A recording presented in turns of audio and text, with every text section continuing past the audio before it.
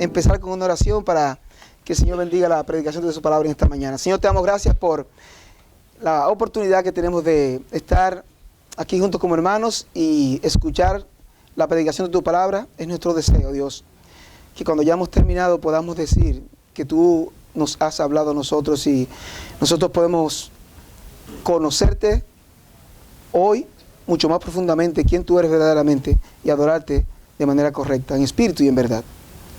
Bendice este tiempo en el nombre de Cristo. Amén.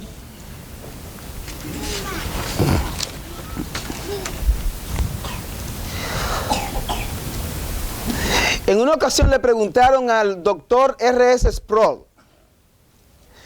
¿cuál es el mayor y principal problema que tiene la iglesia?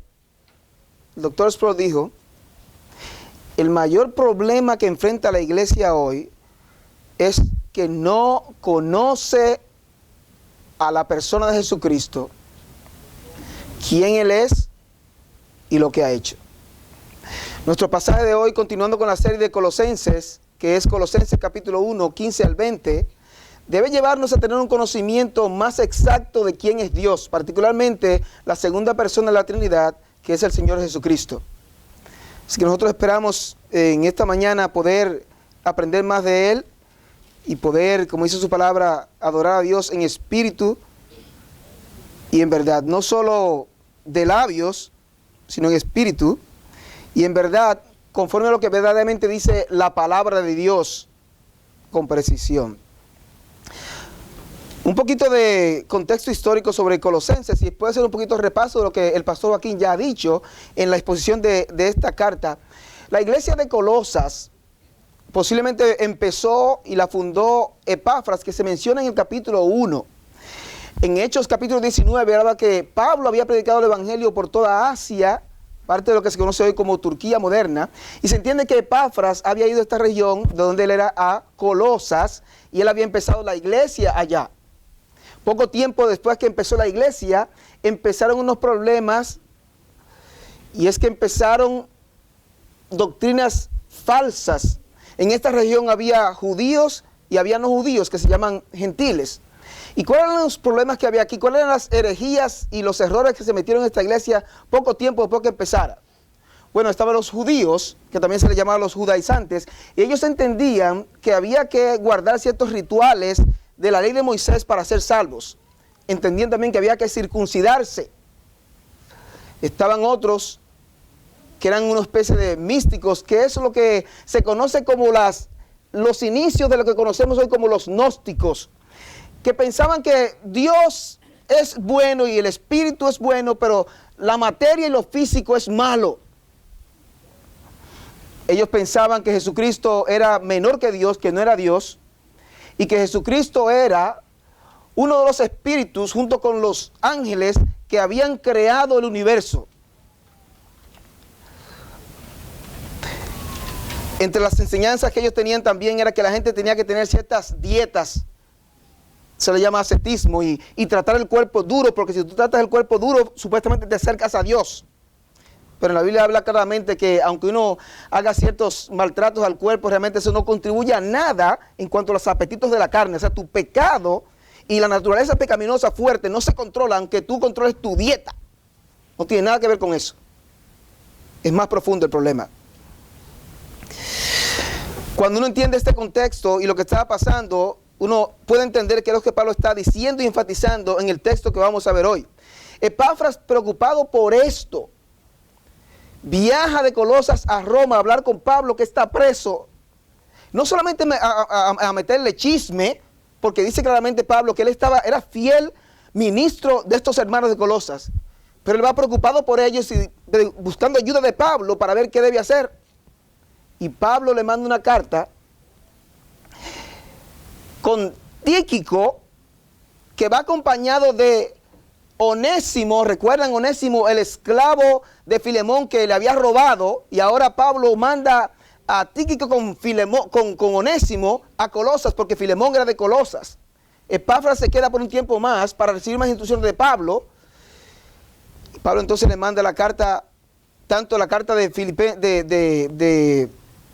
de Filemón, como la carta de Colosas, la de Filemón para él y la de Colosenses para los de Colosa allá. 2 cartas envía Pablo. Vamos a leer el texto en esta mañana, que es Colosenses capítulo 1, los versículos 15 al 20. Versículo 15 dice, hablando de Cristo, Él es la imagen del Dios invisible, el primogénito de toda creación. Versículo 16 dice, porque en Él fueron creadas todas las cosas, las que están en los cielos y las que están en la tierra, visibles e invisibles, sean tronos, sean dominios, sean principados, sean potestades. Todo fue creado por medio de Él y para Él. Y Él es antes de todas las cosas, y todas las cosas en Él subsisten. Y Él es la cabeza del cuerpo, que es la iglesia, el que es el principio, el primogénito de entre los muertos, para que en todo tenga la preeminencia. Por cuanto agradó al Padre que en Él habitase toda plenitud, y por medio de Él reconciliar consigo todas las cosas, así las que están en la tierra como las que están en los cielos, haciendo la paz mediante la sangre de su cruz. La mayoría de los expertos bíblicos entienden que estos versículos del 15 al 20 eran una especie de poema o de himno que cantaban los cristianos en el primer siglo. No hay manera de comprobar que eso era así, pero si era así, era un poema y era un himno, qué manera tan hermosa de hablar de quién es Jesucristo. Y yo estaba mirando una de las canciones que cantamos ahí, el himno, la canción del mes. ¿Cuántas verdades hay? ¿Cuántas verdades sobre el Señor Jesucristo? Casi se podía predicar parte de la canción del mes con lo que vamos a hablar en esta mañana. Para nosotros explicar estos versículos, vamos a utilizar 5 palabras. 5 palabras que están en estos versículos. Imagen 1, creación 2, subsistencia 3, cabeza 4, reconciliación 5. No tiene que recordarlas y escribirlas rápido porque ya las voy a repetir a medida que las vayamos explicando. En cada una de ellas deberíamos tener una visión más clara de quién verdaderamente es el Señor Jesucristo, su persona y su obra, lo que Él ha hecho. Empezamos con la primera palabra en el versículo 15, imagen. Es el versículo 15. Él es la imagen del Dios invisible. ¿Qué quiere decir esto?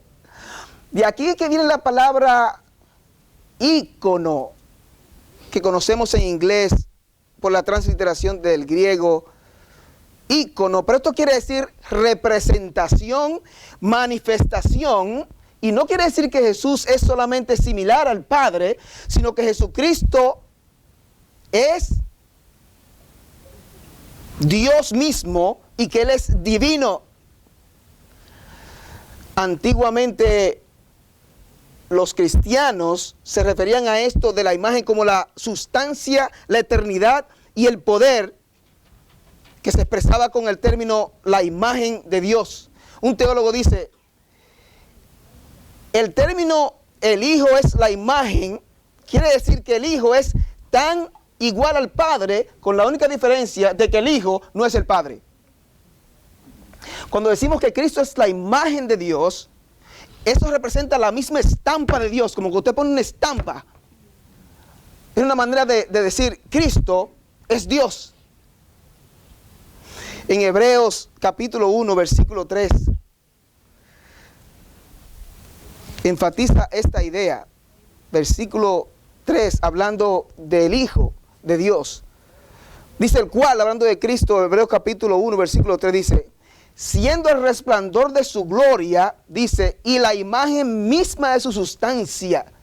Otras versiones dicen la representación exacta de su sustancia, de quién Dios es, diciendo que Cristo es verdaderamente Dios, la misma sustancia, de la misma naturaleza. Es bueno enfatizar esto porque estos decían que Jesucristo no era Dios, Él era menos que Dios. Así que tenemos que Jesús es la imagen de Dios, lo que quiere decir que Jesús es Dios.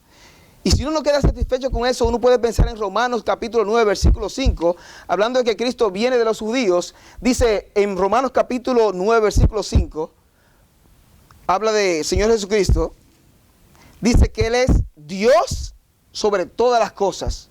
Así que no debe quedar duda para nosotros en el versículo 15 cuando dice que Cristo es la imagen del Dios invisible. Por supuesto, algunos tendrán algunas dudas y decir, pero ¿qué quiere decir eso que Cristo es la imagen del Dios invisible? Eso quiere decir que es como Cristo se hizo hombre, vemos a Dios en Cristo porque se encarnó solamente. Los teólogos están divididos en ese concepto y dicen no solamente porque Cristo se hizo hombre, porque Cristo representa y es Dios antes de encarnarse. Claro, cuando tú piensas en el versículo, cuando le pregunta a este discípulo, Señor, muéstranos al Padre y nos basta. ¿Qué Jesús le dice? Tanto tiempo que estoy con vosotros, Felipe, y no me has conocido. ¿No crees? Él no dice, ¿no crees que yo soy el Padre? No. ¿No crees que yo soy en el Padre y el Padre en mí?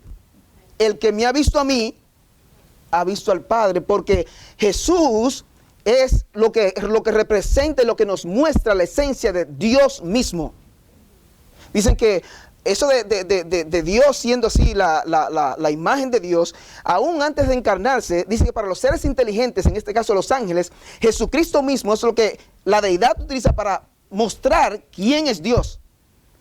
Eso de que Dios, Él muestra al Dios invisible, no solamente invisible con los ojos que se puede ver, habla de un Dios que no puede ser conocido a menos que Jesucristo lo dé a conocer. Nadie ha visto al Padre, el unigénito del Padre lo ha dado a conocer. Segunda palabra tenemos nosotros, creación. Y empieza en la primera parte, en la segunda parte del versículo 15. Dice, versículo 15, si encuentro mi lugar de nuevo.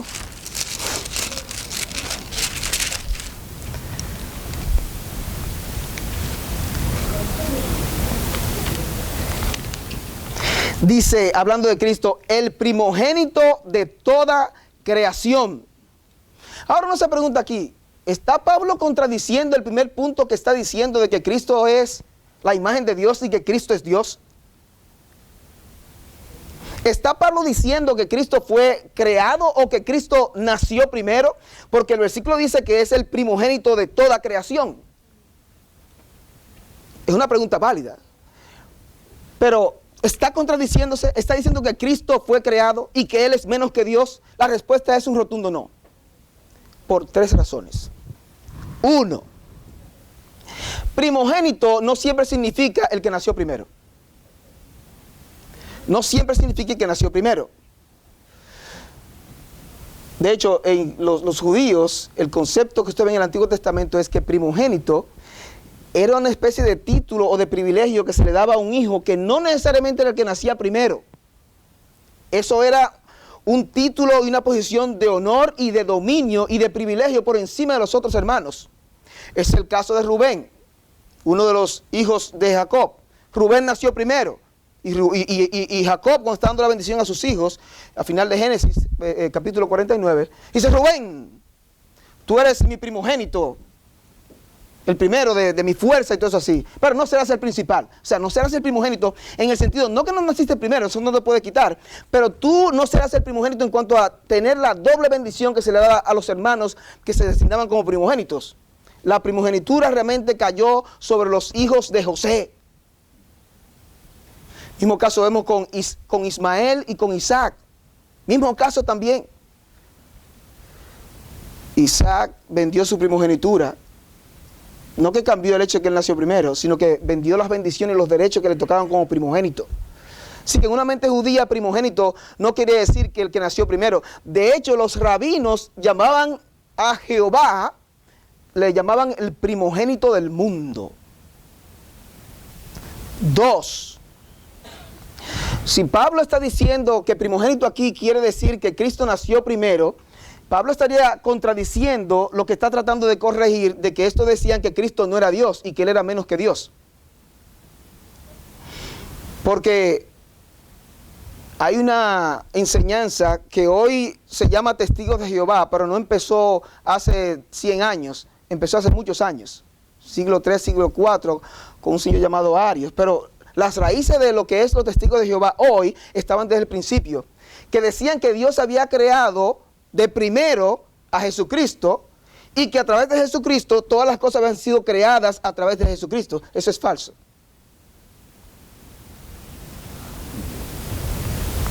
Jesucristo no es uno de los espíritus que crearon con los ángeles todo el universo. No es Él mismo, es el creador, que es el punto que estamos haciendo aquí. Y es el tercer argumento por el cual no está diciendo que Cristo fue creado primero, por lo que Él continúa diciendo en el versículo 16. ¿Cristo fue creado primero? ¿Eso es lo que quiere decir? Porque dice primogénito. No, note el versículo 16. Porque en Él fueron creadas todas las cosas. En Él, eso habla de que Él es el origen, Él es la causa. Dice, en Él fueron creadas todas las cosas. Si usted salta hasta el final del versículo 16, un poquito, dice, todo fue creado por medio de Él. Todo fue creado por Jesucristo. Él no fue creado primero. Dice, en Él y por medio de Él. Si uno ve Hebreos capítulo 1, versículo 10, hablando del Hijo, Dios dice, y tú, oh Señor, en el principio fundaste la tierra y los cielos son obra de tus manos. Todas las cosas por Él fueron hechas y sin Él, nada de lo que ha sido hecho fue hecho. Juan capítulo 1, versículo 3. Ahora, noten que dice el versículo 16 también, y da más detalles. ¿Qué fue lo que Cristo creó? Versículo 16. Las que hay en los cielos y las que hay en la tierra. Todas las cosas que hay en la tierra y las que hay en los cielos. Y Él sigue diciendo, visibles e invisibles. Las cosas que usted ve aquí, las cosas que se pueden ver que usted no ve, las hizo Cristo también. Y dice visibles e invisibles. Eso incluye también a los ángeles y a los espíritus. Note que dice aquí, visibles e invisibles. Y aquí hay una secuencia de palabras. Dice, sean tronos, sean dominios, sean principados, sean potestades. Todo fue creado por medio de Él y para Él. ¿Por qué dice eso ahí? Bueno, porque esta gente creía que había como una estructura de gobierno, de espíritus y de ángeles, y posiblemente ellos eran muy precisos diciendo, bueno, está primero esta categoría y esta categoría y esta categoría. En la Biblia tenemos algunas designaciones, pero no podemos ser tan pragmáticos en decir, esta es la relación de ángeles, este es el general, y este es el capitán, y este es eso no está tan claro así necesariamente en la Biblia, pero parece que esta gente tenían esta categoría de dominios y principados y potestades. ¿Y qué es lo que dice Pablo aquí? Todo fue creado por Cristo, ya sea que usted diga que sean tronos, que sean dominios, que sean principados, que sean potestades, todo fue creado por medio de Jesucristo. Todo fue creado por medio de Él y para Él. Jesús es el creador. Yo estaba leyendo en Job, ayer leí muchos capítulos de Job, casi entero, pero leí también Isaías, todo eso para refrescarme un poquito de la grandeza de Dios y particularmente con su creación. Y encontré en Job, capítulo 12, que yo dije, wow, esto debería darle vergüenza a los supuestos expertos. Yo leo a alguna gente, no son cristianos, leen muchos buenos materiales, muchos libros, y tú admiras lo que ellos dicen de diferentes temas, diferentes áreas del saber, que por la gracia de Dios, Dios ha dado sabiduría a los hombres de diferentes temas. Pero entonces cuando ellos están hablando del mundo y cómo el universo se creó, o cómo llegó a ser el universo como ellos hablan, usted dice, qué pena. Porque ellos hablan con tanta precisión y dicen, bueno, hace 6.47 billones de años, y se hablan con esa precisión que tú dices, pero ¿de dónde tú sacaste eso? ¿No? Que el carbono 14, qué sé yo, ¿cómo tú sabes? Oigan lo que dice aquí. Y esto debería darle vergüenza a los que piensan que el universo se hizo solo. Job capítulo 12, versículo 7 dice, y en efecto pregunta ahora a las bestias, oye, a los animales de la tierra, y ellas te enseñarán, y a las aves de los cielos, y ellas te mostrarán. O habla a la tierra, y ella te enseñará. Los peces del mar te lo declararán también. ¿Qué cosa de todas estas no entiende que la mano de Jehová la hizo? Dice que hasta los animales y las aves y los peces saben que hay un creador. Una manera de decir, pero es que eso es obvio. Claro, sabemos que el problema del hombre es que suprime la verdad, como cuando tú empujas un resorte, un spring. Porque es mejor entender y afirmar y decirse que no hay un creador, no hay un Dios, para no tener que dar cuentas. Por eso es que la Biblia no reconoce a los ateos que dicen que no hay Dios. La Biblia les llama necios. Dice el necio en su corazón, no hay Dios. Ellos saben que hay un Dios. Alzad vuestros ojos en lo alto, Isaías 40:26, y mirad quién creó estas cosas. Usted tiene que considerar las maravillas de la creación. Cuántas estrellas, cuántos animales. Yo estaba mirando la cantidad de peces, la variedad de peces. Hay decían 20,000 especies diferentes de peces. Y estaba mirando los 10 tipos de peces más extraños y más raros. Yo estaba maravillado. Hay un pez que incluso tiene como una manera es una caja, es como si hubiera sido cortado y puesto como con un martillo, es cuadrado así. Otro tiene como una cosita, parece una hélice de un helicóptero. Es rarísimo eso. Eso es la creación de Dios. Es un Dios maravilloso. Jesucristo creó todas las cosas. Tercera palabra. Subsistencia, versículo 17. Subsistencia. No tan solamente Jesús es la imagen del Dios invisible, no tan solamente Jesús es el creador, pero también Jesús es el que sustenta la creación. Dice el versículo 17, y Él es antes de todas las cosas, o sea, Él estaba antes de toda la creación, Él existía antes de la creación. Eso es lo que quiere decir ahí. Y el énfasis de nosotros aquí en este punto es, y todas las cosas en Él subsisten. Hay dos ramas. Hay una que es el famoso ateísmo que estábamos hablando, y otra que se llama el teísmo. El ateísmo son los que dicen que no hay un Dios y dicen que no creen en Dios. El teísmo es todas las categorías de los que creemos en Dios. Eso nos incluye a nosotros, que somos entonces monoteístas, que entendemos que hay un solo Dios. Dentro del teísmo hay otro grupo que se llama deísta. Los deístas son los que dicen que Dios sí creó el mundo, pero Él no está envuelto en la creación absolutamente. Después que la creó, es como cuando tú coges un reloj de cuerda, y usted coge el reloj, le da cuerda, y lo suelta. Esos son los deístas. Un ejemplo de un deísta es el tercer presidente de los Estados Unidos, Thomas Jefferson. Recuerda que Jefferson trató de hacer una Biblia, su versión, donde él sacaba lo sobrenatural. Tenía algunas cosas sobrenaturales, pero a él no le gustaban las cosas sobrenaturales y la sacó. Hizo una Biblia acomodada a él. Jefferson se entiende que era un deísta. Y los deístas son personas que dicen, Dios no puede estar controlando el mundo y no puede estar Dios envuelto en el mundo, porque ¿por qué pasan tantas cosas malas en el mundo? Y por eso ellos entienden, no, Dios creó el mundo, como que está bien, pero no está envuelto en él. Completamente falso. ¿Cuántas referencias bíblicas hay de que Dios realmente, no solamente creó el mundo, sino que está envuelto en él? Yo estaba leyendo en un website de la NASA para niños, ellos explicando sobre la gravedad, y dicen ellos, la gravedad es la fuerza que mantiene unido al mundo. Y yo dije, bueno, no exactamente, no exactamente. Dice otro artículo, dice, uno de los mayores problemas no resueltos de la física, de los científicos de la física, es la teoría de todas las cosas. ¿Qué es lo que los científicos no entienden y no pueden explicar? Y es uno de los issues más grandes que hay, todavía.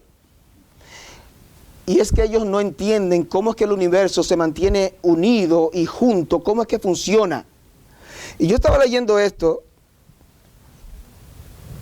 y dije, si yo estuviera frente a un salón de conferencias donde están los científicos y los físicos analizando y rompiéndose la cabeza, buscando la explicación al universo, yo les tocaría y les dijera con un megáfono, yo pensé, hey, yo tengo la solución a su problema.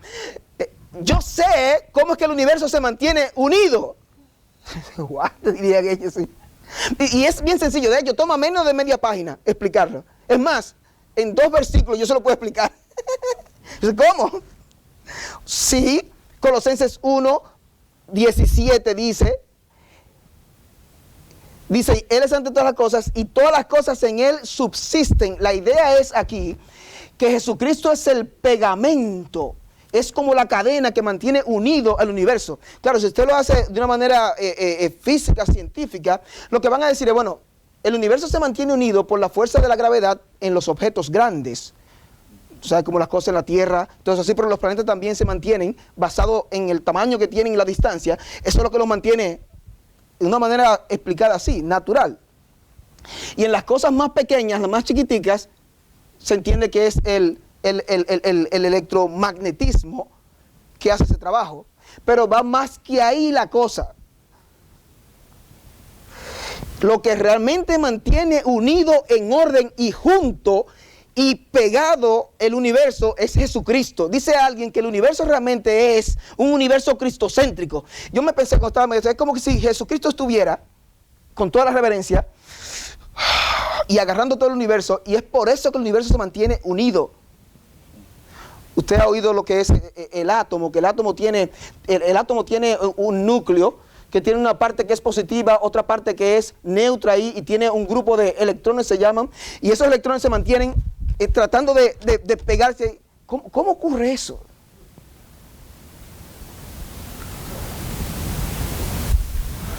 La sabiduría de Dios en cómo ha hecho, a veces uno se pregunta, ¿no podía ser un poquito más complejo? Usted piensa en el ciclo del agua que habla en Eclesiastés. Y cómo habla otro versículo en Job, dice que Dios, Él atrae las gotas del agua. Usted ha visto, por ejemplo, yo veía eso mucho en Santo Domingo, mi país. Usted ve un atardecer y usted veía como una cortina así como rara saliendo del mar a las nubes. En la Biblia habla de eso. Dice que es Dios atrayendo las gotas de agua del mar que van y se forman en las nubes y luego caen de las nubes en forma de lluvia y vuelven a los ríos. Y habla del ciclo del agua, antes de que se supiera el ciclo del agua, en Eclesiastés habla de eso, que las aguas van de los mares a las nubes, a los ríos y vuelven, ese ciclo se mantiene así. Es grande la sabiduría de Dios. Dios está envuelto en su creación, Él no la ha dejado sola como un reloj. ¿Usted sabe cuánto cuesta o lo que toma que haya un verano aquí en Wisconsin todos los años? Yo sé que es corto y los días son cortos, pero yo digo como el poeta César Vallejo dice que los días son cortos. Yo digo ahí como él dice, son pocos, pero son. ¿Usted sabe lo que toma que haya un verano todos los años en Wisconsin? Además de que la tierra está girando sobre su eje todos los días para que haya 24 horas, que haya día y noche, la tierra también en su movimiento de traslación está girando alrededor del sol. Pero ¿a qué velocidad está girando la tierra? La tierra está girando a 67,000 millas por hora. ¿Qué es eso? Porque eso no se entiende. Lo voy a decir de otra manera. La tierra está girando 8 veces o a la misma velocidad de 8 veces la velocidad de una bala cuando sale de una pistola. Durante el año para que haya un verano aquí. Y yo le pregunto a usted, ¿cuándo fue la última vez que usted se dijo, yo estoy como un poquito mareado hoy? Y usted se ha dicho entonces, ¡ay, que se me olvidó! Es que yo estoy viajando a 67,000 millas por hora con la tierra. Usted no dice eso. Usted lo da por sentado. Hay teólogos que dicen que la idea de que Jesucristo sostiene el universo y sostiene la creación es que Él lo está llevando también, no solamente que lo sostiene, sino que lo está llevando con un propósito donde Él quiere también. Porque los que han leído un poquito de los asuntos planetarios y las estrellas y todo eso, saben que el universo está aún en expansión y que nosotros nos estamos moviendo. Es una cosa increíble. ¿Quién explica esas cosas? Es tan pequeño nuestro entendimiento. Y aún esas cosas son tan maravillosas que en Job, hablando de estas cosas y cómo las nubes funcionan y todo eso, dice, mira, esos solamente son los bordes de sus caminos. O sea, es que tú no sabes, tú no has visto nada todavía, como lo dice. Ese es el Dios que tenemos. Pero lo importante es que nos habla específicamente de Jesucristo, que fue crucificado por nosotros los pecadores. Habla de ese creador. Yo estaba pensando, Hay un pasaje en Marcos, creo que al final del capítulo 4, cuando Jesús, hay una gran tormenta, una gran tempestad. Y ellos están bien, dice, tienen gran temor porque había una gran tempestad. Cuando Jesús, ellos los llaman, Señor, sálvanos que perecemos. El Señor se levanta y le dicen acá, ¿por qué están atemorizados? El Señor calma la tormenta, que era grande y fuerte. Entonces dice, entonces ellos tuvieron mucho más temor, diciéndose, ¿quién es este que aún los vientos y el mar le obedecen? O sea, la tormenta está bien, pero si este tiene poder para calmar la tormenta, a este hay que temerlo. Jesús no solamente creó el universo, Él también lo sostiene. Cuarto lugar, la palabra cabeza, y encontramos en el versículo 18. Todo esto apunta a quién es Cristo, su supremacía, su preeminencia, su excelencia. Versículo 18 dice, y Él es la cabeza del cuerpo, que es la iglesia. Jesús es para la iglesia lo que la cabeza es para el cuerpo, en el sentido de que Jesús la guía, la dirige, la controla. Eso es lo que quiere decir que Jesús es la cabeza del cuerpo. Jesús dirige su iglesia por su palabra. Los predicadores, los pastores, estamos por debajo del Señor. Él es el príncipe de los pastores y nosotros lo que debemos darle a su iglesia es lo que Él ha prescrito, su palabra, con la cual Él va a guiar a su iglesia para alimentarla, para sostenerla. Ese es el trabajo de nosotros. Pero Jesús es la cabeza de la iglesia, no un pastor, no un líder, y mucho menos de esos que se proclaman apóstoles y profetas, porque eso no hay hoy. Pero Jesús es la cabeza de la iglesia. Noten que dice también, versículo 18,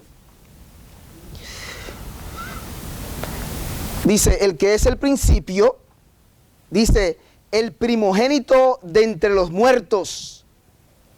Bueno, la palabra primogénito puede tener dos significados y en este caso ambos se pueden aplicar. Aquí dice el primogénito de entre los muertos.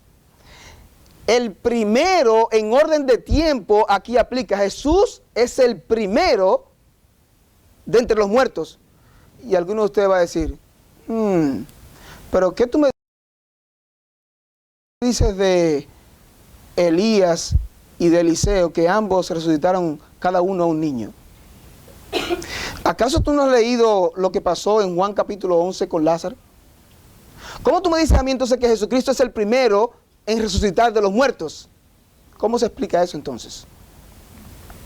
Jesús es el primero en resucitar de los muertos para nunca más volver a morir, porque Lázaro fue resucitado pero murió de nuevo, lo mismo que estos dos niños que fueron resucitados también. Jesucristo en 1 Corintios capítulo 15 se le llama las primicias. Las primicias en el Antiguo Testamento era que habían los primeros frutos de la cosecha, eran llevadas una parte de esa cosecha delante de Dios, como una manera de decirle a Dios, te damos gracias que tenemos estos frutos, pero como este fruto que tenemos, bueno, así tú vas a mandar otros frutos. Y Jesucristo en cuanto a la resurrección de los muertos es para nosotros como las primicias, en el sentido de que, así como Cristo resucitó, nosotros también, su iglesia, un día vamos a resucitar. En ese sentido, Jesucristo es el primero de entre los muertos, en sentido de orden. Pero no se queda ahí, puede ser también en sentido de prioridad, en sentido de preeminencia, el principal. Jesucristo siendo el primero entre los muertos, Jesucristo también es el que tiene autoridad sobre la muerte. Dice, yo soy la resurrección y la vida. Y más que eso también, Jesús, teniendo autoridad sobre la muerte, es el que un día va a hablar y los muertos van a salir. Y aquí es bueno recordar, cada persona va a resucitar, los justos y los injustos. Cada persona va a tener un cuerpo nuevo. Los salvos para vida eterna y disfrutar de la gloria, y los no salvos para ser echados al lago de fuego. Cada persona va a resucitar. Es una verdad que debería ponernos a nosotros a pensar algo bien sobrio y bien serio. Un día los muertos van a escuchar la voz del Hijo de Dios y todos van a resucitar.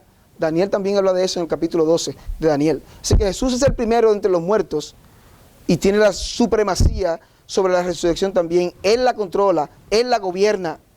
En ese sentido, Jesús también es supremo como cabeza. Y en último lugar, tenemos la palabra reconciliación.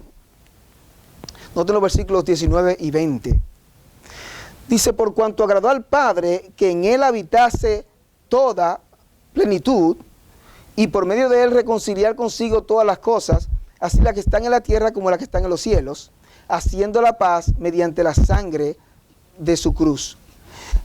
Estos falsos maestros tenían una palabra técnica que ellos hablaban y le hablaban de plenitud, porque como había varios espíritus diferentes, ellos hablaban una palabra plenitud, que era como, hoy la gente tiene palabras así también generales, que tú ni siquiera sabes lo que quiere decir. Por ejemplo, la gente habla de así, la palabra espiritualidad. Yo soy una gente muy espiritual. ¿Quién realmente sabe lo que quiere decir eso? Es un lenguaje como una cosa aérea. Dios tenga compasión de ellos. En este tiempo también, aquí ellos hablaban de plenitud, y lo que yo quería decir, bueno, como hay muchos espíritus que crearon el mundo, y entre ellos estaba Jesucristo, hay algo que se llama la plenitud, que es la totalidad de esos espíritus que crearon el mundo. Y Pablo utiliza eso para corregir. Dice, por cuanto agradó al Padre que en él habitase toda plenitud. Más adelante, en el mismo capítulo 2, Pablo habla de Jesucristo, de que en él habita corporalmente toda la plenitud de la verdad. ¿Tú quieres saber dónde está la plenitud de Dios?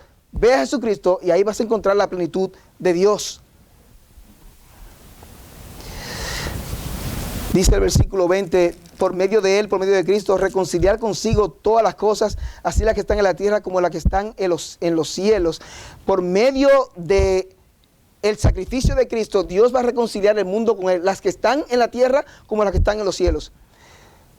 La creación, dice Romanos capítulo 8, dice que gime a uno y está como con dolores de parto. Dice que la creación anhela y espera la manifestación de los hijos de Dios. La tierra, ¿usted ha visto un perro enfermo? ¿Usted ha visto un árbol enfermo? Por la caída, la tierra está enferma. La tierra está enferma y quebrada, anhelando que los hijos de Dios sean manifestados. Dios va a traer reconciliación en las cosas que están en la tierra, pero no tan solamente las cosas que están en la tierra, sino las que están en los cielos. En este caso se refiere a los ángeles. No que los ángeles necesitan reconciliación con Dios. Yo estaba pensando, si usted es enemigo de Dios, los ángeles también son enemigos suyos. De hecho, Dios va a utilizar a los ángeles para juzgar al mundo. Dios un día va a traer reconciliación entre las cosas que están en la tierra y las que están en los cielos, en este caso los ángeles. Y dice, haciendo la paz mediante la sangre de su cruz. Esa paz no es un sentido como de tranquilidad que usted tiene y todo eso así. Es una paz bien específica, fuera de usted, objetiva, y es la paz que Dios trae por medio del sacrificio de Jesucristo. Cuando Dios declara esa enemistad que hay del pecador con Dios, Dios la declara anulada y trae una reconciliación completa, y quiere decir, es un cambio, un intercambio de una relación de enemistad que había antes, ahora de amistad con Dios. Dice, haciendo la paz mediante la sangre de su cruz. Mucha gente utiliza la palabra la sangre y la expresión la sangre de Cristo. Y utiliza eso como una especie de algo, como una poción mágica y una cosa.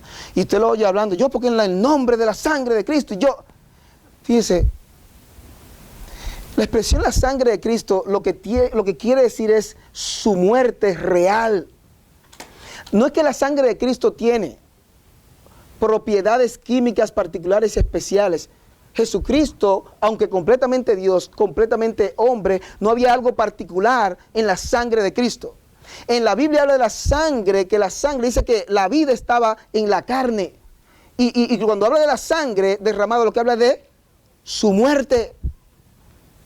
Cuando dice por la sangre de su cruz, lo mismo habla de su cruz, es todo lo que él hizo en esa obra salvadora para conciliar a los pecadores en la cruz. Así que la sangre de su cruz sencillamente es la obra de Cristo en favor de nosotros los pecadores para reconciliar al pecador con Dios.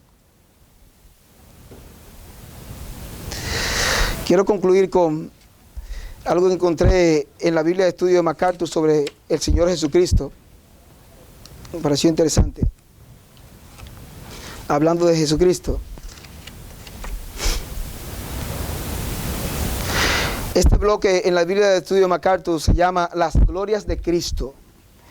Dice, Él es el único mediador entre Dios y el hombre, el sol que alumbra, el médico que sana, el muro de fuego que defiende, el amigo que consuela, la perla que enriquece, el arca que sostiene. Él es mejor que los ángeles, mejor que Moisés, mejor que Josué, mejor que Melquisedec, mejor que todos los profetas, más grande que Satanás y más fuerte que la muerte. Ese es nuestro Señor Jesucristo. Él es supremo y a Él debemos adorar. Señor, te damos gracias por esta mañana, te damos gracias por tu palabra. Te damos gracias por mostrarnos la grandeza y la supremacía del Señor Jesucristo. Él no fue creado, Él existía desde la eternidad y Él creó todas las cosas y todas las cosas fueron creadas por Él y también para Él. Te damos gracias que nosotros hoy formamos parte de tu iglesia y de tu pueblo y que un día tú vas a reconciliar todas las cosas gracias a la obra del Señor Jesucristo. Te doy gracias por cada persona que está aquí en esta mañana. Pido que tú dices tu palabra para edificar el corazón de cada persona en esta mañana aquí. Y si hay alguna persona aquí que no ha venido a los pies del Señor, pido que pueda tú darle la gracia para que se arrepienta de sus pecados y ponga su fe en el Señor Jesucristo. Te damos gracias y te bendecimos en el nombre de Cristo. Amén. Muchas gracias. Están despedidos y recuerden la actividad en la Iglesia Esperanza Viva. Muchas gracias.